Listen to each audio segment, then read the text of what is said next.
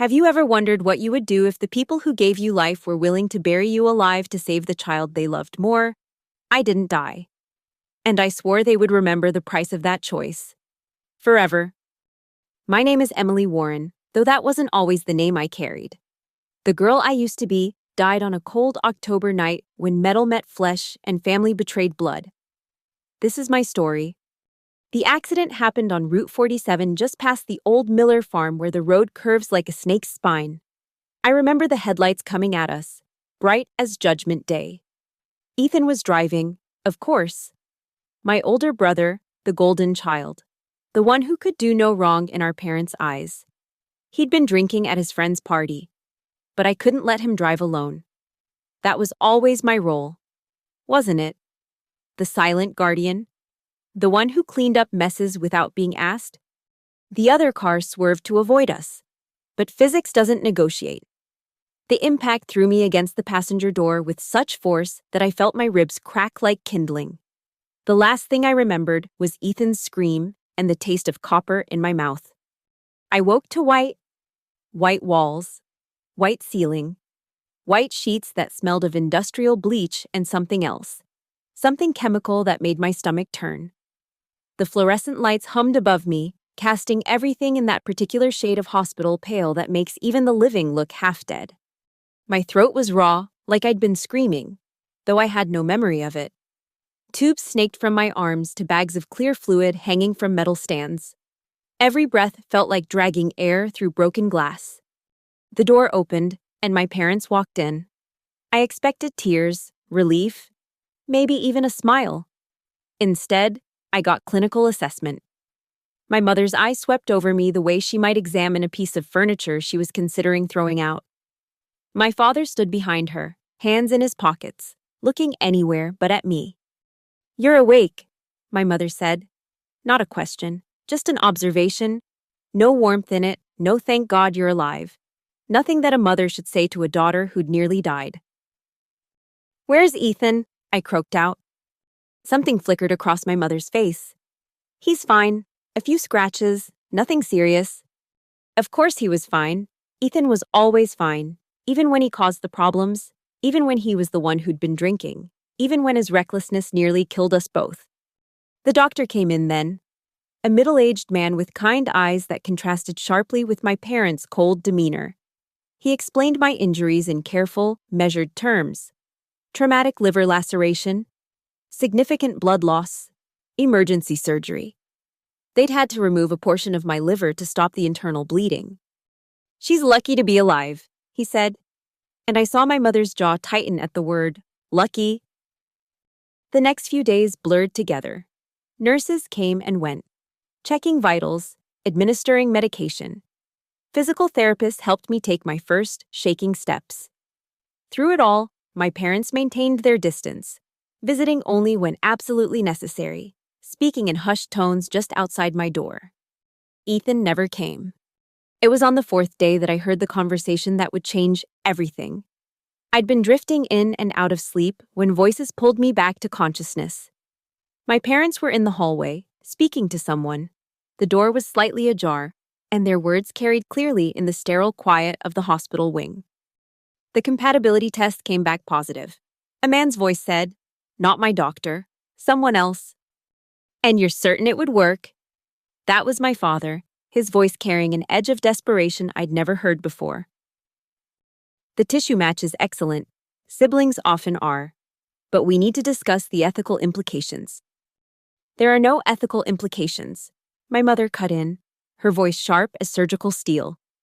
"Ethan is dying, his liver is failing. You said so yourself. Without a transplant in the next few months." "I understand your concern, Mrs. Warren, but your daughter has already lost a significant portion of her liver. Taking more would what? She's young, healthy, despite the accident. Livers regenerate, don't they? She can spare it." My blood turned to ice water in my veins. They were talking about me like I was a spare parts warehouse, not their daughter, not a person. Just organs wrapped in inconvenient consciousness. "Mom's right," my father added. "Emily's always been. She's not like Ethan. He has a future, medical school, a career. What does she have? What has she ever had? The words hit harder than the car had. What did I have? I had them. I had a family. Or I thought I did. We'd need her consent, the doctor said carefully. My mother laughed, and it was the ugliest sound I'd ever heard. She's 17. We're her parents. We make medical decisions for her. Not for organ donation, the law's very clear. Then we'll convince her, my mother said, or find another way. I'm not losing my son to save a daughter who's never been anything but a burden. A burden. That's what I was to them. 17 years of straight A's, of never asking for anything, of cleaning up Ethan's messes and making excuses for his failures. 17 years of being the good daughter. And I was just a burden with convenient organs. They kept talking, but I couldn't hear them anymore over the roaring in my ears. My hands shook as I pressed the call button for the nurse. When she arrived, a young woman with kind eyes and gentle hands, I grabbed her wrist. Please, I whispered. I need to speak to patient advocacy and security. Please. She must have seen something in my face because she didn't ask questions. Within an hour, I was telling my story to a social worker, a patient advocate, and a hospital administrator. The young doctor who'd been taking care of me, Dr. Meredith Collins, listened with growing horror as I recounted what I'd overheard. We can protect you, she said firmly. No one can force you to donate an organ. No one. But I knew my parents. I knew their determination when it came to Ethan. I knew that as long as I was under their roof, under their power, I wouldn't be safe. I want to file for emancipation, I said, and I want a restraining order.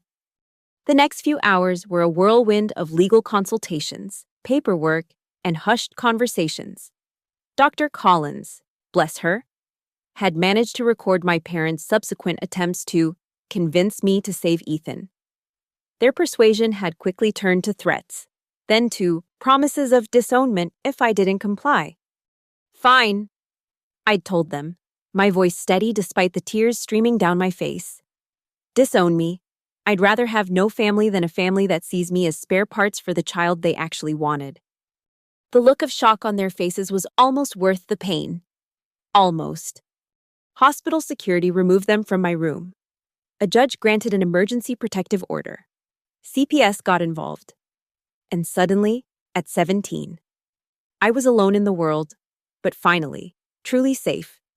The foster family that took me in was everything my biological family wasn't. The Olins, Sarah and Michael, had lost their own daughter to cancer years ago. They understood pain, understood loss, but more importantly, they understood that every life had value. Not comparative value, not conditional value, but intrinsic worth. You don't have to be anything but yourself here. Sarah told me that first night, as she showed me to a bedroom that would be mine. Really mine. That's enough. You're enough. I legally changed my last name to Olin within a month. Emily Warren died in that hospital room, and Emily Olin was born. The next few years were a blur of catching up on life. I finished high school through online courses while working nights at a 24-hour bookstore. The Olins wanted to support me fully. But I needed to prove to myself that I could stand on my own feet, that I wasn't a burden, that I had worth beyond what my organs could provide to someone deemed more valuable.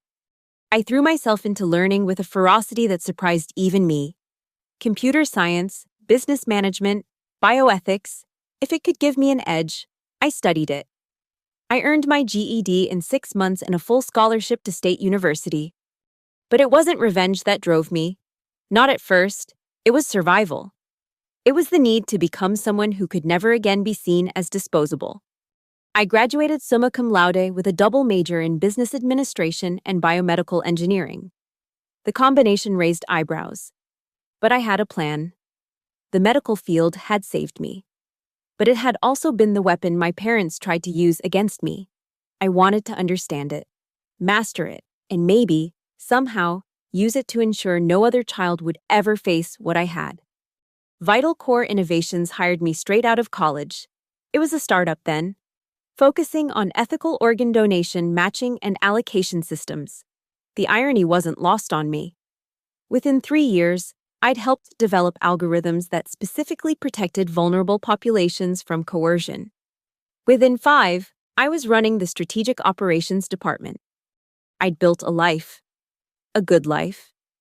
I had friends who knew my worth, colleagues who respected my abilities, and the Olins, who loved me with the fierce, unconditional love that biological parents are supposed to have.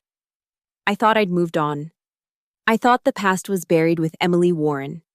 Then Ethan walked into my office. It was a Tuesday. I remember because I'd just finished a presentation to the board about our new international expansion. My assistant knocked and said my 2 o'clock interview had arrived. I'd seen the resume, of course. Ethan Warren, applying for a mid-level management position. The name had made my breath catch. But Warren wasn't that uncommon. I'd convinced myself it was coincidence. It wasn't. He walked in with that same swagger he'd always had, though it was diminished now. His clothes were expensive but worn, his shoes scuffed. The golden boy had lost some of his shine. The moment he saw me, he froze. His face went white, then red, then white again. His mouth opened and closed like a fish gasping for air. "Emily," he whispered. "Ms. Olin," I corrected coolly. "Please, have a seat." He sat slowly, never taking his eyes off me. I could see him cataloging the changes. The confidence in my posture, the expensive suit, the corner office with its view of the city, the nameplate on my desk reading, "Emily Olin, Head of Strategic Operations." I thought, "We heard you were dead," he said finally. "From whom the parents who tried to harvest my organs for you?" He flinched. It wasn't like that." "Really? Then how was it? Ethan, please, enlighten me. Tell me how it wasn't like that when our parents stood over my hospital bed and discussed taking what was left of my liver to save you.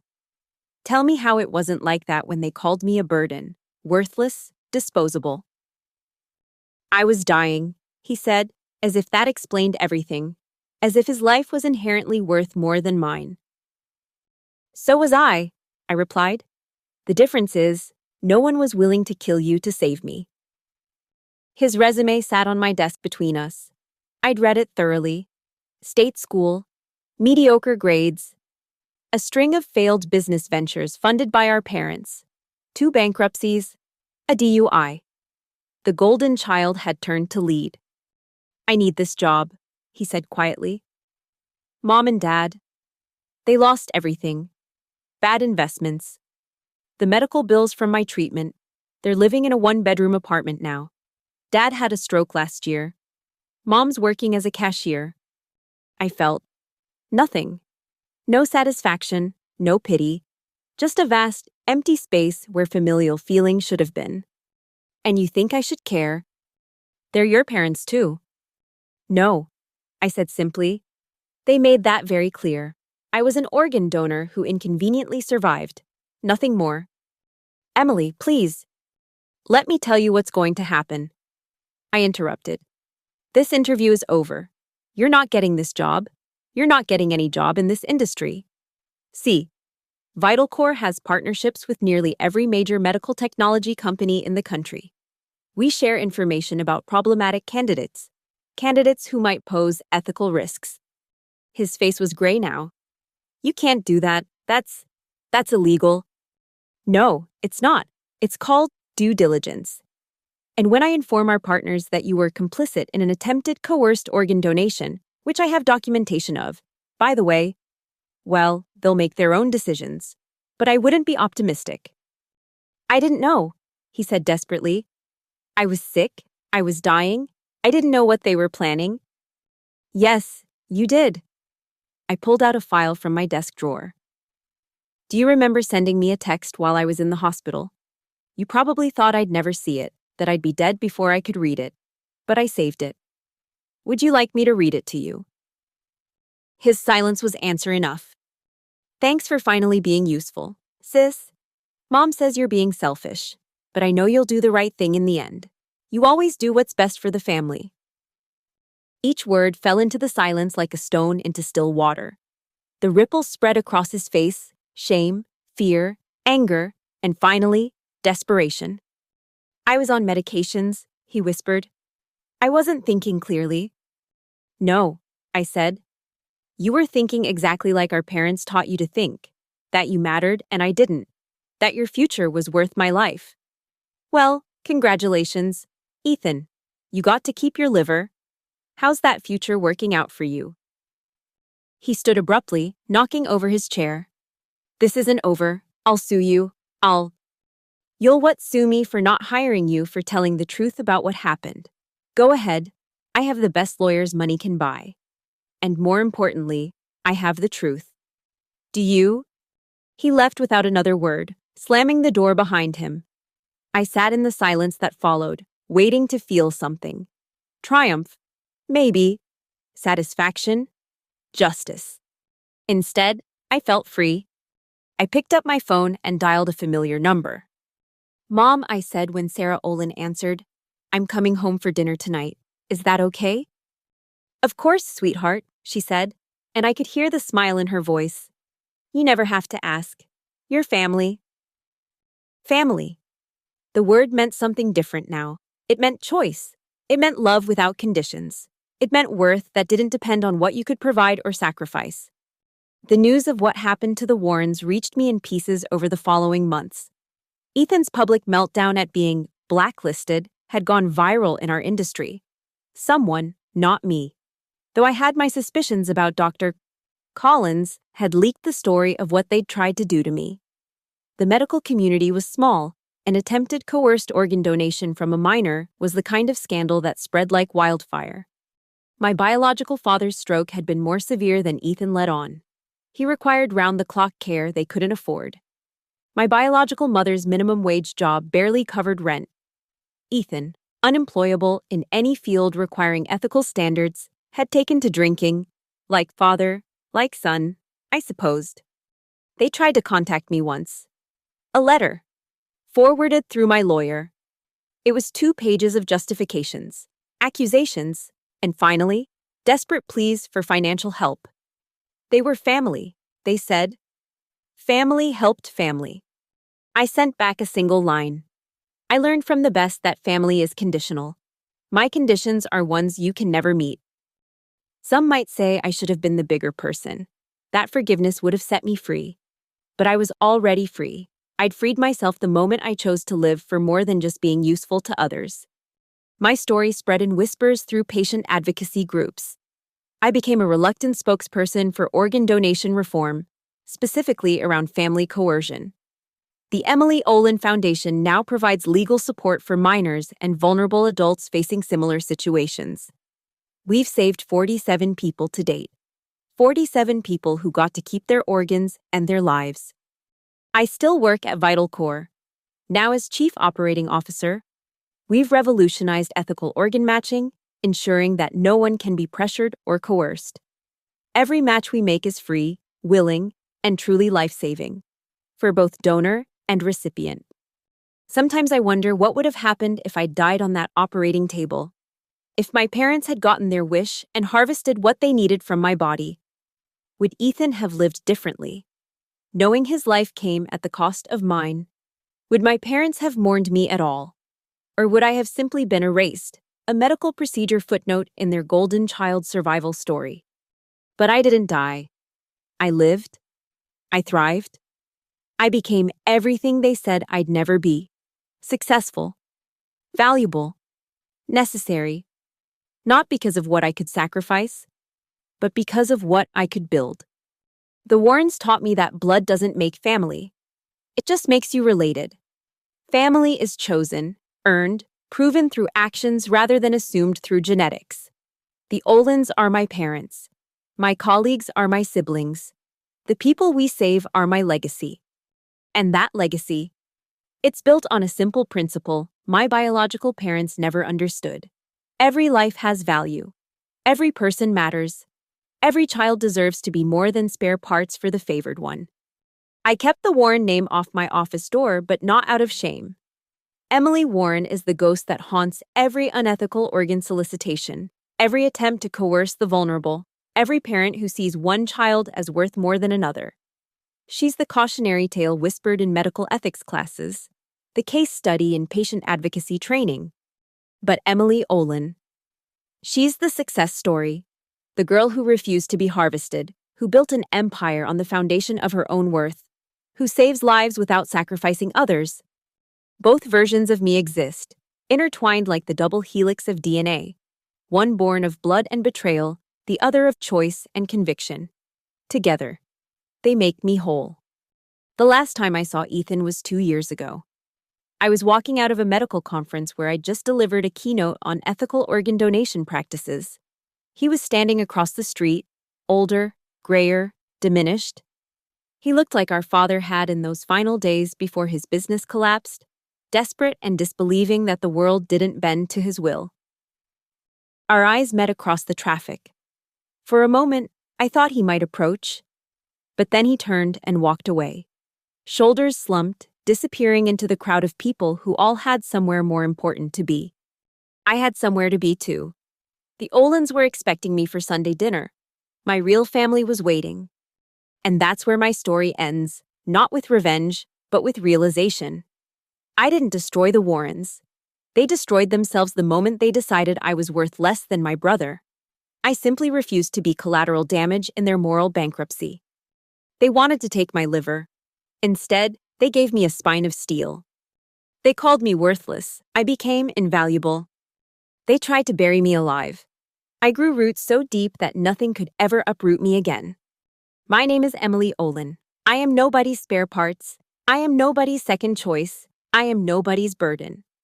I am exactly who I chose to be. And that, more than any revenge, is the greatest victory of all.